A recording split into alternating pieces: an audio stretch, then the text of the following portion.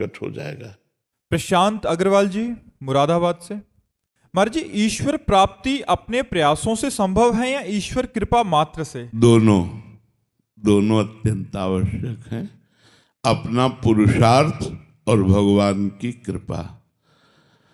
केवल कृपा का आश्रय लेकर प्रमादी बन जाना, आलसी बन जाना, ये उचित नहीं है। प्रयत्न हमारा तभी कृपा सफलता प्रदान करती है।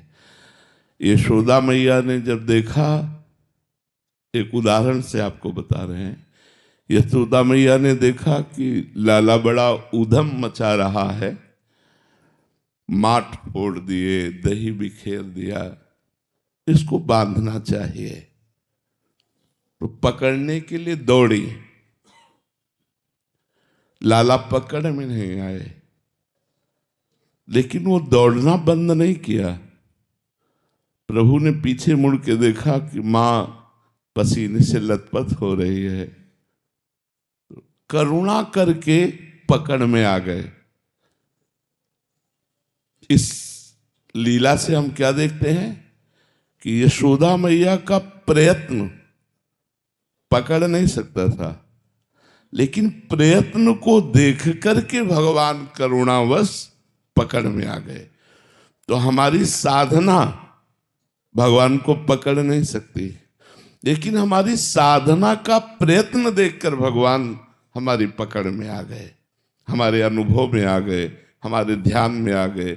इसलिए हमारी साधना, जिसे प्रयत्न कहते हैं, जिसे पुरुषार्थ कहते हैं, और भगवान की कृपा, दोनों से भगवत प्राप्ति होती है। आप समझ पाए जी? मंजू जी, कोटा से। महाराज जी, भक्ति में भाव ज्यादा जरूरी है या अनुशासन? अनुशासन और भाव जी, दोनों में क्या ज्यादा जरूरी? दोनों जरूरी है। जैसे आपका प्रश्न था कृपा और प्रयत्न, तैसे भाव अनुशासन। अगर हम अपनी इंद्रियों को अनुशासित नहीं करेंगे, हम अपने मन को अनुशासन में नहीं लाएंगे, हम नियमों के बंधन में नहीं बंधेंगे, तो हम भाव तक पहुंच ही नहीं पाएंगे। भाव को पाने के लिए पहले हमें नियम चाहिए। हम नियम से नाम जप करें, नियम से शास्त्रों का स्वाध्याय करें, नियम से ठाकुर सेवा करें। हमारे कुछ नियम होने चाहिए, और उन्हीं नियमों के बल से हम अपनी इंद्रिय और मन को अनुशासित करते हैं। नियम में एक पावर प्रकट होता है, उसी पावर से हम अपनी इंद्रियों को, अपने मन को काबू में करते हैं। अगर इंद्रिय और मन अनुशासित नहीं है, मनमाने आचरण होते हैं, तो कहावत सुनी होगी, अंधा बटे और पड़ा चबाए। गांव की कहावत है, अंधा बटे और पड़ा चबाए। एक अंधा मूंज बट रहा था, रस्सी मूंज की, वो हरी होती है, सूखने पर भूरी हो जाती है। पीछे भैंस का पड़ा था, वो चबाता गया। कई घंटे उसने बड़ा, जब हाथ खींचा तो रस्सी कोई थी नहीं, केवल हाथ में थी, क्योंकि वो पड़ा चबा गया था। ऐसे ही यदि हम मनमानी आचरण करें, तो काम क्रोधादि रूपी पड़ा हमारी साधना रूपी उस बरे हुए रस्सी को चबा जाएंगे, जिस रस्सी से हम सबकी ममता बांधकर भगवान के चरणों में अर्पित करना चाहते हैं।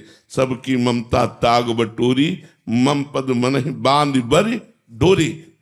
तो हमको सावधानी रखनी है, मनमानी आचरण नहीं करने। तस्मात् शास्त्रम प्रमाणम ते कार्याकार्यो व्यवस्थितौ। कार्य क्या है और अकार्य क्या है, धर्म क्या है और अधर्म क्या है, इसका शास्त्रों से, संतों से ज्ञान प्राप्त करके मन को अनुशासन में लेकर नियमावली के द्वारा जब हम भक्ति करते हैं, तो उसमें भाव प्रकट हो जाता है, और भाव से ही भगवान की प्राप्ति होती है। महक अग्रवाल जी, राधे राधे। महाराज जी, महाराज जी, आज्ञाकारिता महत्वपूर्ण है या विवेक बुद्धि का उपयोग? आज्ञा आज्ञा आज्ञा का बिनहि विचारी करी शुभ जानी। मात पिता प्रभु गुरु के बानी, और बिनहि विचारी, वहां विवेक की जरूरत नहीं है। आज्ञा हुई तो अब जोई कहाँ करे हम सोई, आयस लिए चले निज दासी, मन क्रम वचन त्रिशुद्ध सकल मत, हम श्री हित हरिवंश उपासी। अब जो आज्ञा होगी उसी के अनुसार दासी आचरण करेगी, बिल्कुल अपनी बुद्धि नहीं लगाएगी। और अगर बुद्धि लगाई तो महाराज जी गुरु आज्ञा में पतन हो जाएगा, क्योंकि हम जहां आज्ञा में क्यों में हो, ऐसा क्यों, ऐसा कैसे, वैसा कैसे, तो हमारा पतन हो जाएगा, हम उत्थान को प्राप्त नहीं होंगे। गुरुजनों की आज्ञा में बुद्धि नहीं लगाई जाती, केवल आज्ञा का पालन किया जाता है। जैसी आज्ञा हुई वैसा ही आचरण किया, बुद्धि लगाने से परास्त हो जाएगा, क्योंकि बुद्धि प्राकृतिक है और आज्ञा चिदानंद गुरुदेव से हो रही है। तो चिदानंद गुरुदेव के सिर्फ शब्द पर चलना है, शब्द ही हमारे को ब्रह्म तक पहुंचा देगा। शब्द रूपी पालकी पे बैठ करके उपासक आराध्य देव को प्राप्त होता है। तो मंत्र मूलम गुरु वाक्यम, मोक्ष मूलम गुरु कृपा। अगर गुरु के वाक्य पर चल दिए तो मोक्ष तुम्हें प्राप्त हो जाएगा। वहां विवेक की जरूरत नहीं, वहां आज्ञा पालन की जरूरत है। हाँ, अब एक और रास्ता निकलता है जिसमें विवेक की जरूरत है। सच्चे गुरुदेव कभी अधर्म का आदेश नहीं करते। चूंकि प्रश्नकर्ता स्त्री शरीर है, इसलिए दूसरी बात अपनी तरफ से कह रहा हूं। कभी सच्चे गुरुदेव अधर्म के आचरण का आदेश नहीं करते। यदि कोई गुरुदेव पद पर बैठा हुआ जो अपनी वासनाओं पर विजय नहीं प्राप्त कर पाया है, अपनी इंद्रियों को नहीं जीत पाया है, और आपसे अधार्मिक आचरण करने की आज्ञा करे, तो विवेक की जरूरत है कि क्या ये भक्ति है या व्यभिचार, क्या ये भक्ति है या पाखंड, क्या ये भक्ति है या नाटक।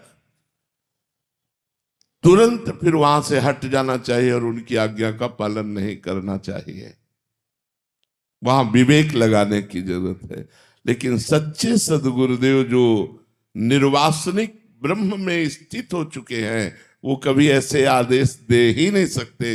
लेकिन जो कभी कोई ऐसा आदेश करे कि आप हमारी शिष्या या शिष्य हो, चलो गलत आचरण करो, तो फिर उनकी आज्ञा का पालन नहीं करना चाहिए और विवेक के द्वारा अपने आप को सत्मार्ग पर ले चलना चाहिए। सतीश जी, राधे राधे महाराज जी, आपके चरणों में कोटि कोटि प्रणाम। महाराज जी, महान गुरु भक्ता सहजो भाई जी कहती हैं कि राम तजूं पर गुरु ना विसारूं, गुरु के सम हरि को ना निहारूं। महाराज जी, सहजो भाई जी का इसमें क्या भाव है और ऐसी गुरु भक्ति? बहुत गुरु निष्ठा की बात है।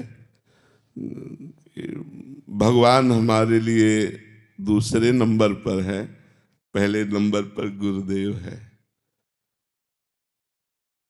कबीरा हरि के रूठते गुरु की शरण जाए, कह कबीर गुरु रूठते हरि नहीं होत सहाय। यदि गुरुदेव नाराज हो गए तो फिर भगवान सहायता नहीं करते, इष्ट सहायता नहीं करता। और इष्ट नाराज हो जाए और गुरुदेव प्रसन्न है तो कुछ बिगड़ने वाला नहीं। तो अगर राम रूठे तो रूठा करे, हम गुरुदेव को नहीं विसार सकते। हम गुरुदेव की आज्ञा का उल्लंघन है, हम गुरुदेव को रिस नहीं दिला सकते।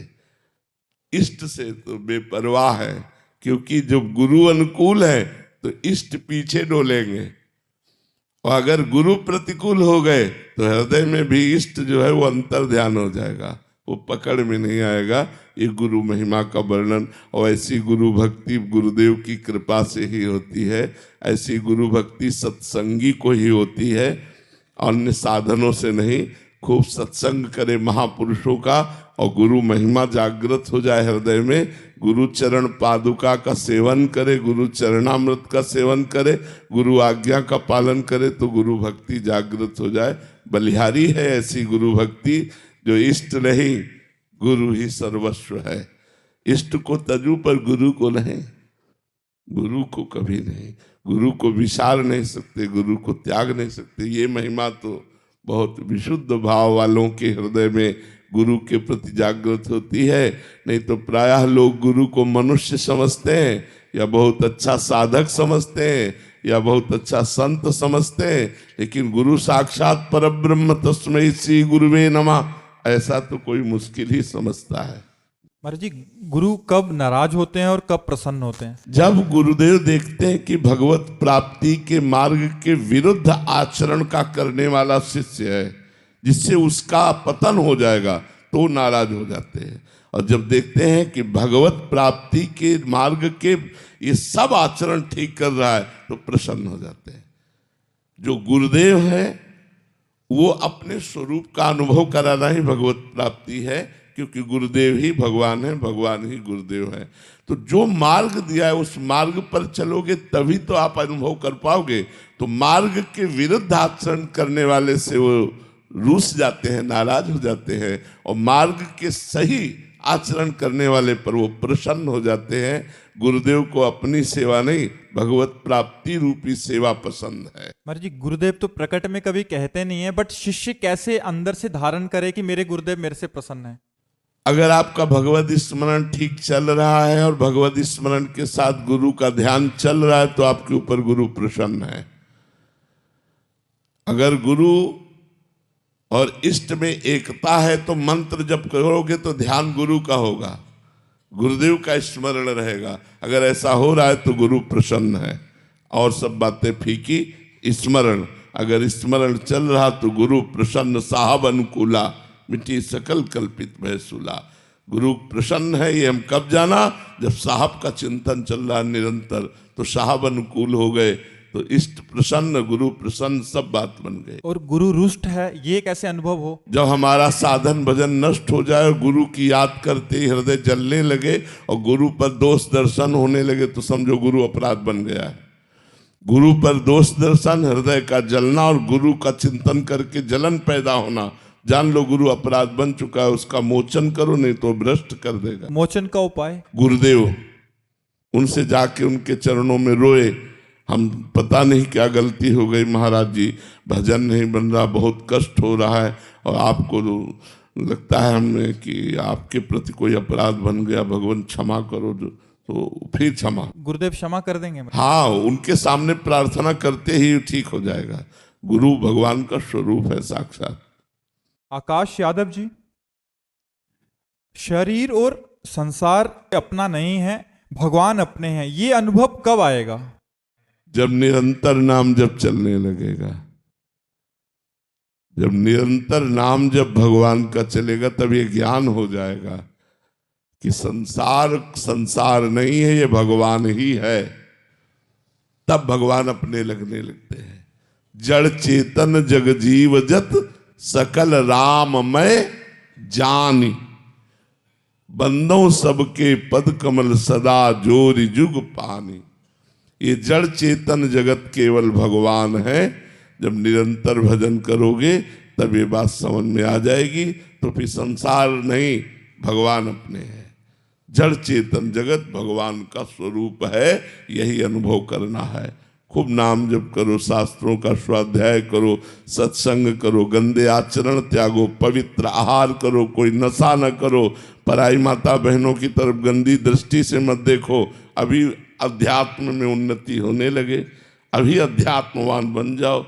भगवान की कृपा से मनुष्य जन्म मिला ही है उन्नति के लिए, लेकिन हम लोग गलत आचरणों में, गलत व्यसनों में, गलत संग में फंसकर अपना पतन कर लेते हैं और फिर 84 लाख योनियों में नाना प्रकार के दंड भोगते हैं।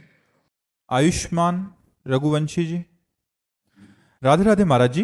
महाराज जी, लौकिक उन्नति से बढ़कर आध्यात्मिक उन्नति है, इस बात की ठसक कैसे लाएं कि जो आध्यात्मिक उन्नति है, लौकिक उन्नति तो कुछ भी नहीं है उसके? शास्त्रों का स्वाध्याय करो, जिससे बुद्धि पवित्र हो, और खूब नाम जप करो, जिससे संपूर्ण हृदय पवित्र हो। तो पवित्र हृदय में ये माया का विलास ऐसे दिखने लगता है जैसे बमन, रमा विलास राम अनुरागी, तजत बमन जिम जन बड़ भागी। लक्ष्मी का विलास भगवान के भजन करने वालों को ऐसा दिखाई देने लगता है जैसे बमन।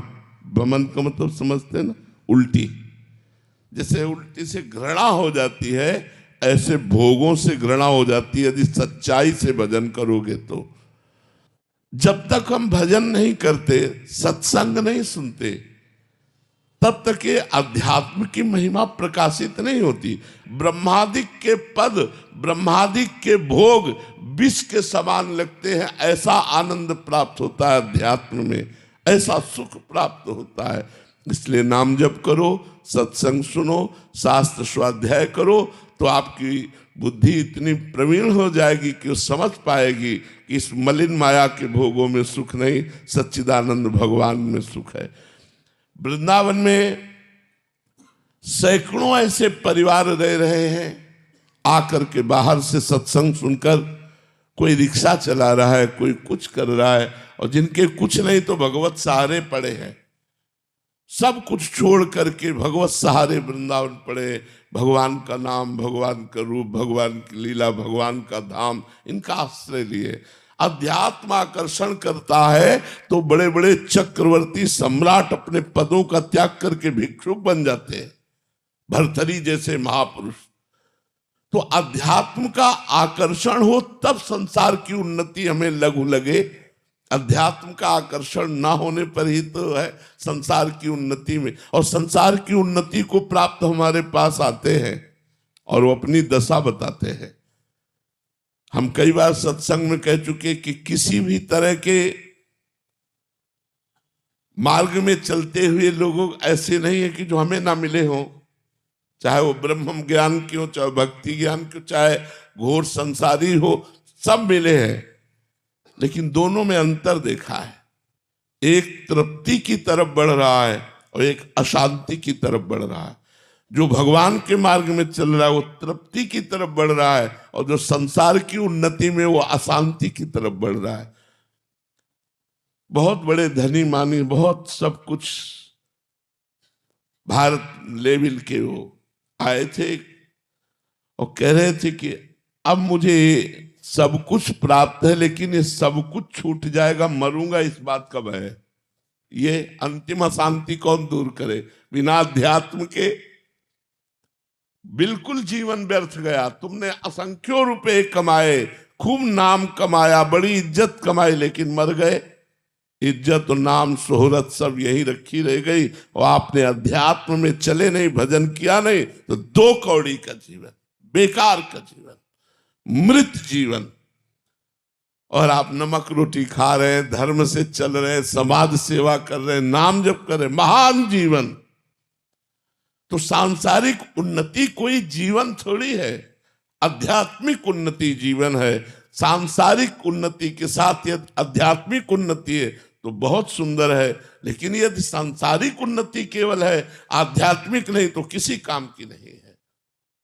कई ऐसे धनी मानी ऐश्वर्यवान समाज सम्माननीय हमारे सामने एकांतिक में प्रश्न कर चुके हैं कि मैं खुश नहीं हूं। बिना अध्यात्म के आप खुश नहीं हो सकते। कुछ भी करके देख लो। तब लग कुशल न जीव कहूं, सपने हो मन विश्राम, जब लग भजत न राम कहूं, शोक धाम तज काम। जब तक भगवान का नाम जप नहीं करोगे आप खुश नहीं रह सकते।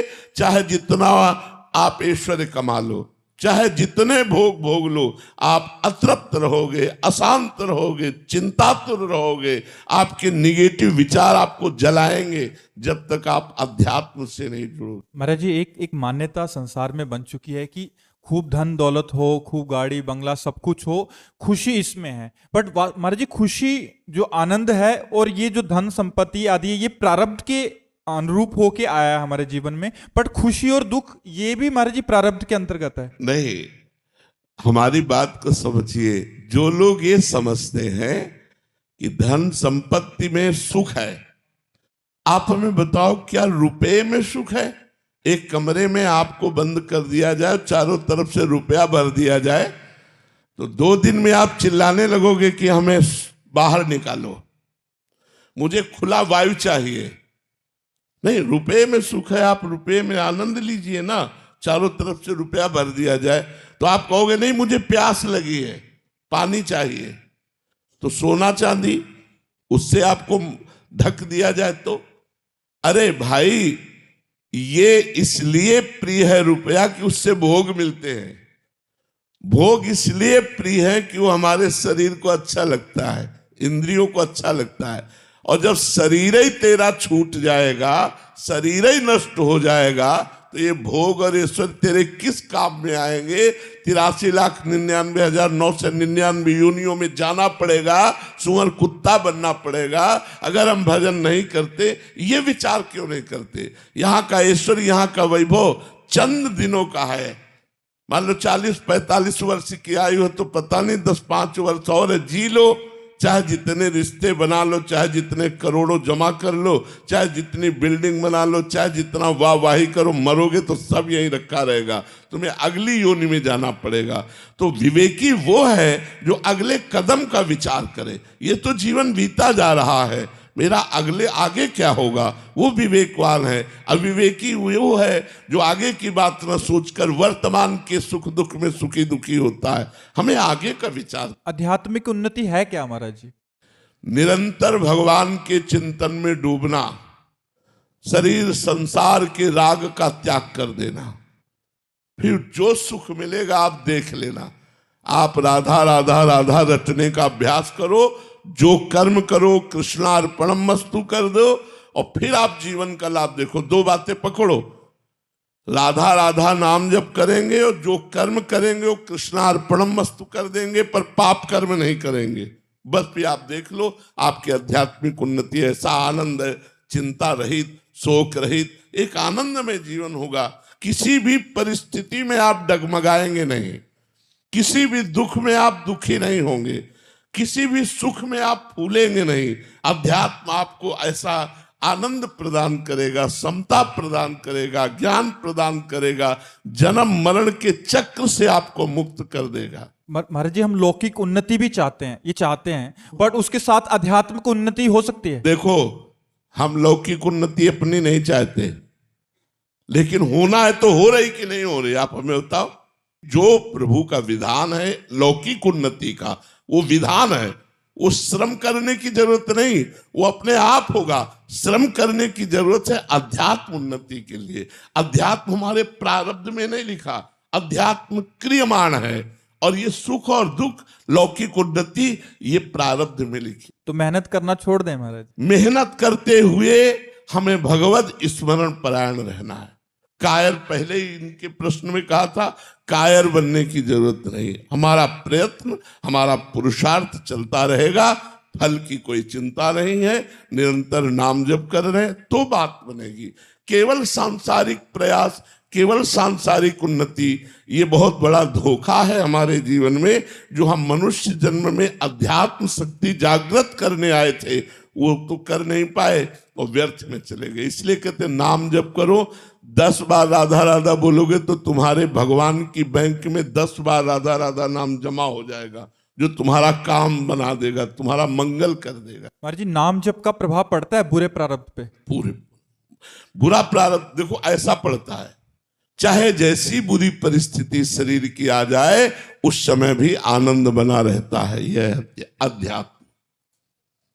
और जिसके दोनों किडनी फेल हो, प्रवचन करे, ये दिनचर्या करे, जो दिनचर्या, ये अध्यात्म करवा रहा है।